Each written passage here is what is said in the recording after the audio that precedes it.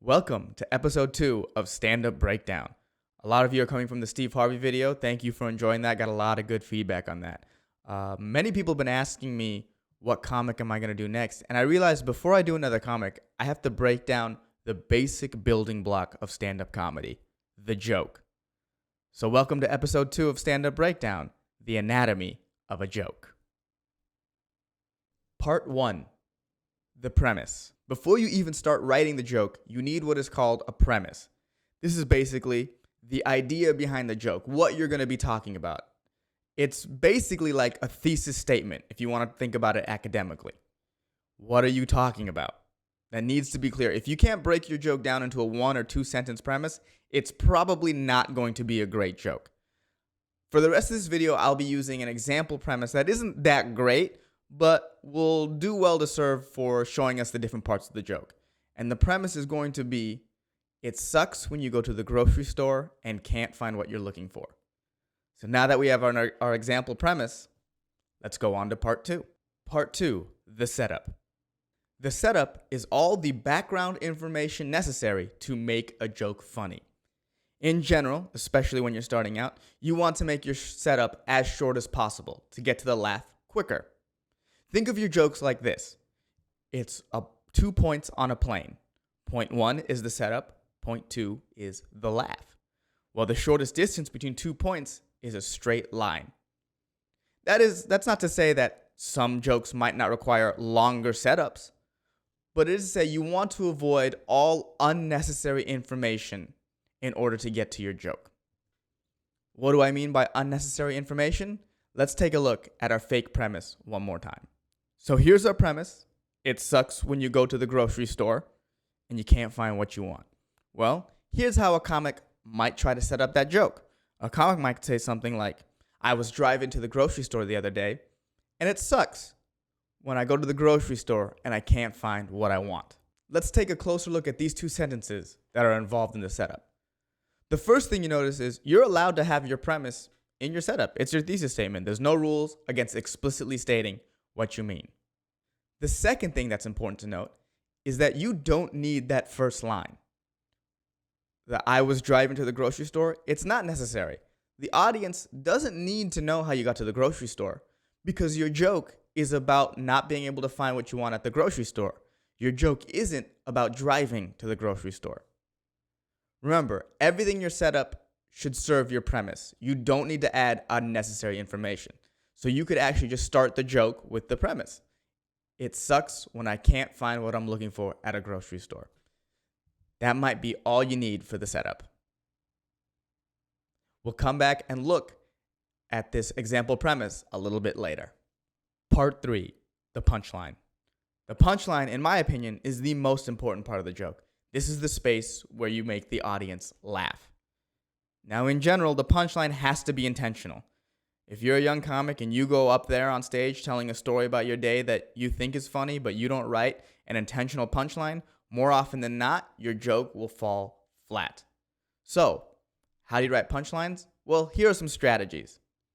I might go and break this down more in depth later, but at a surface look at punchlines, here are a couple things you can do to make the audience laugh. 1, you can have a comparison, an analogy, a metaphor, or a simile.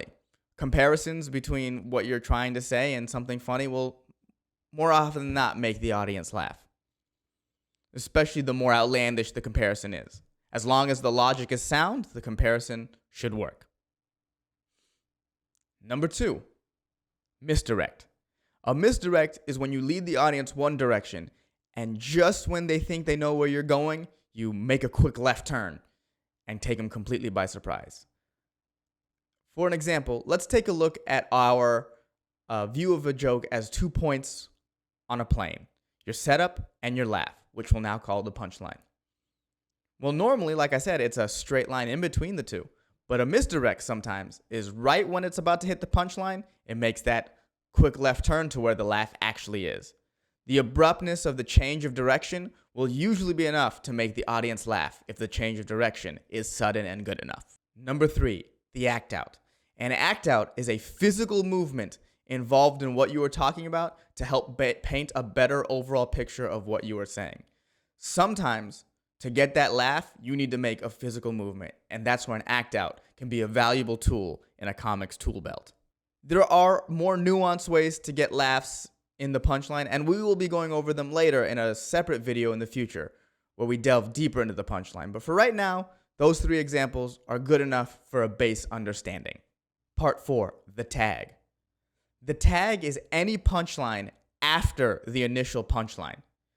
In fact, sometimes you might hear a comic say, "Oh, can you help me tag up a joke?"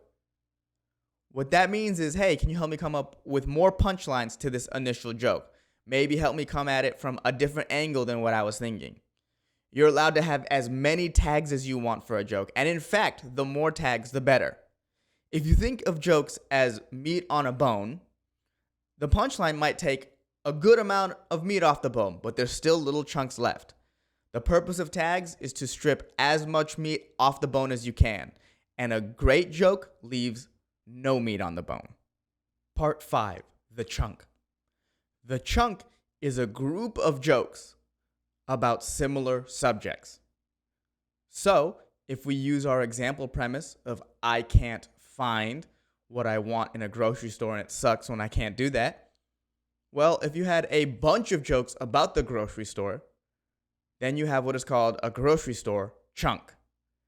A chunk is very useful to help organizing your sets when they become longer and longer. Anything above 20 minutes, it might be easier to think of your sets in chunks. Part 6, the transition. A transition connects 2 separate ideas or premises together. So if we take a look at our example premise that our comic set up, they said, I was driving to the grocery store and it sucks when I can't find what I want at the grocery store. Now, like we said previously, if it's a singular joke about not being able to find what you want at the grocery store, you don't need the first sentence.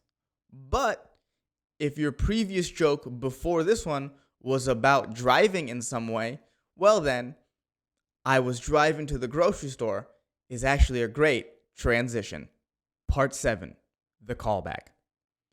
So let's say your set looks like this.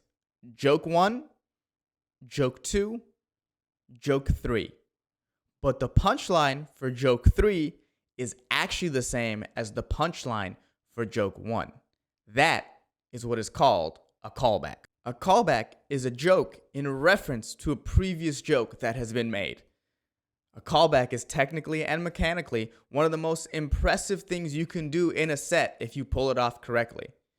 In fact, it's so impressive that I will be diving deep into callbacks in episode 3 of Stand Up Breakdown.